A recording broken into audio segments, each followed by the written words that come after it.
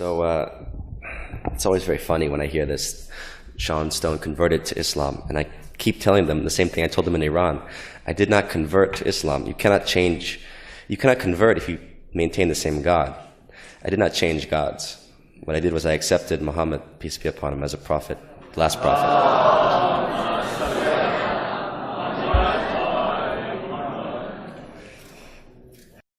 You know, I come from a Jewish bloodline, partly, baptized in the church, Protestant, and accepted Muhammad.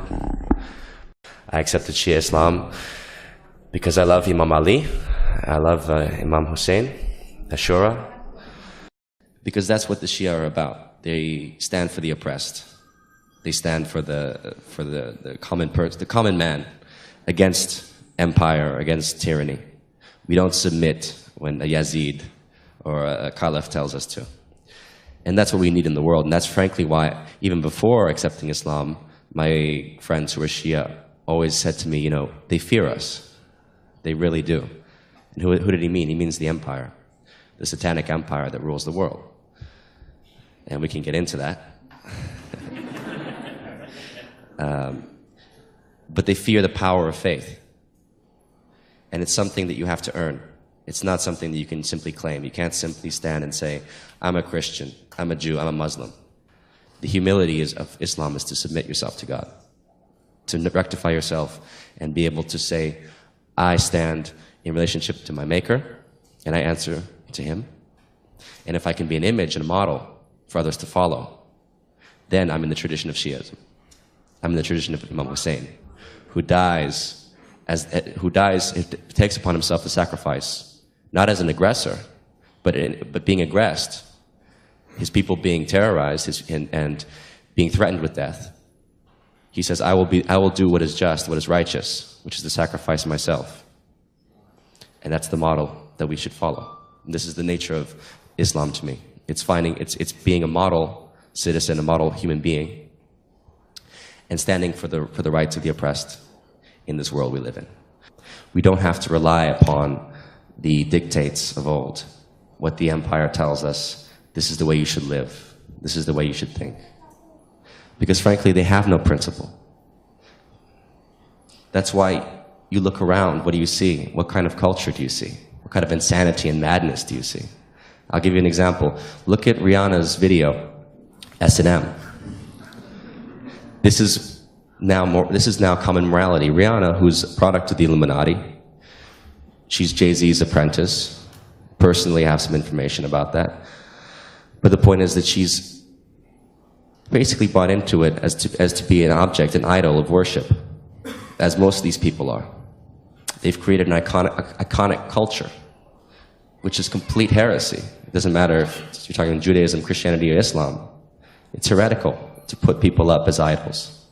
They're not gods. Why do you give them your energy? Do they transform you? Do they uplift you? Rihanna's S&M video, she puts blatantly in front of you, Princess of the Illuminati, on one of the reporter's notepads. The whole video is about how sex is bestial, it's homoerotic, it's heterosexual, it's S&M, it's about pain as pleasure. The whole song is about pain being pleasure. This is normalcy. This is now made normal. Your children will grow up watching this. Your children will grow up thinking this is the normal way of behavior. This is the way we should be. There's no principle. There's no morality. There's no love. But we're in an age now where human rights doesn't mean the right to build a city, the right to dream of a future, to industrialize, to have a higher order of energy than oil. Right? To dream of traveling to Mars, to dream of space. That's not our human right. Our human right is to prostitute ourselves. Our human right is to steal from our neighbor. Our human right is greed. That's what they call freedom. You see now why it's satanic? The satanic impulse isn't, your human right is not the freedom to create, to build. It's the freedom to destroy. It's the freedom to take. So they've created a satanic empire, and it's now at its last glimpse. We're going to see in the coming years a world that only God can dream of. Maybe the hadith is predicting it. Maybe there will be madness in cities. Maybe there will be earthquakes and destruction. And maybe half the world's population will die. Many people think this. Personally, I have more faith. I have more faith in God.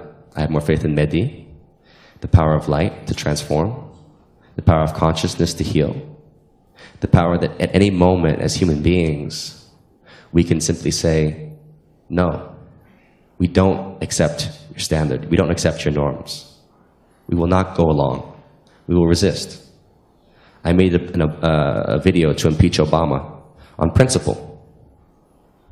Whether or not he's impeached, it's not my power. All I can do is try to educate some American citizens as to the fact that he's violating the Constitution and why I think he's violating the Constitution. If every American citizen doesn't watch that video, what a shame, what a loss, what apathy. And then we wonder what comes will come. What will come is going to be a cause of humans. God is measuring every one of us. I believe that at this moment we choose our alignment.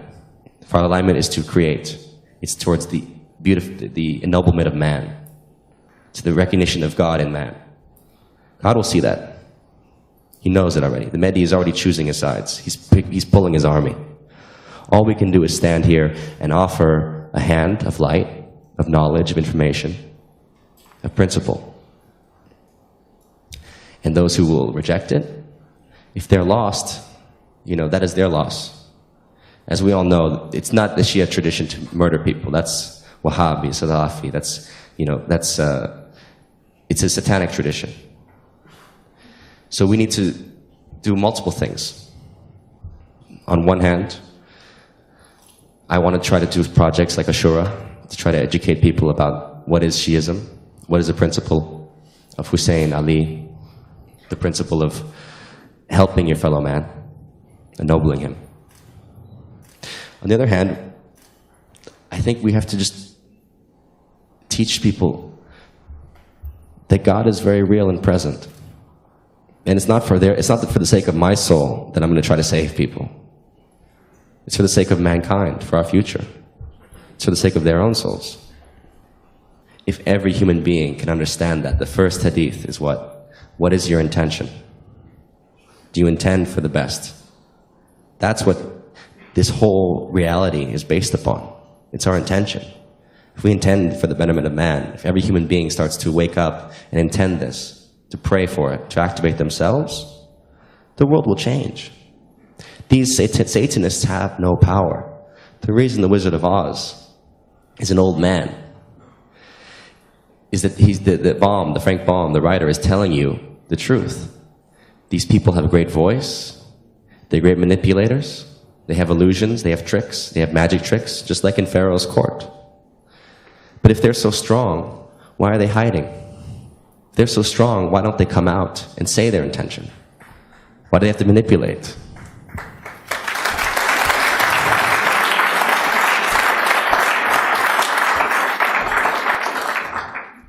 So this is the time. I believe at 2012, this is the time. This is the time of awakening. You have Occupy Wall Street. You have movements, sprouting up. The people are not happy. They know that their system is collapsing. You can do something very simple. Glass-Steagall, for example. Very simple measure. Why hasn't the government passed this by now? This would simply protect depositors' money from the investment banks that are speculating with our money. They're playing with our money without our permission. We don't know what they're doing with it. Why don't you create a firewall and simply go back to the old way, up until 2000? Why don't you do that? Why doesn't the government do it? Because they want to collapse the system.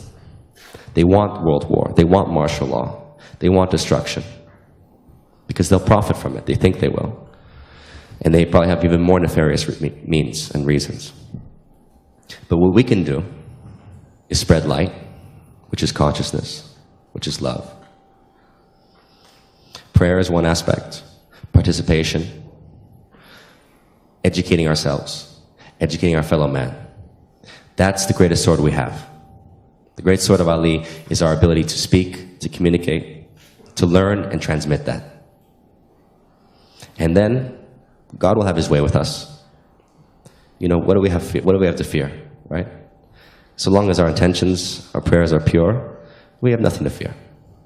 So that's my message. This is an age that they want you to believe is terrorizing, it's fearful. Apocalypse is coming. But the apocalypse is an amazing, amazing experience. It's the unveiling. It's the unveiling of consciousness if we choose to see.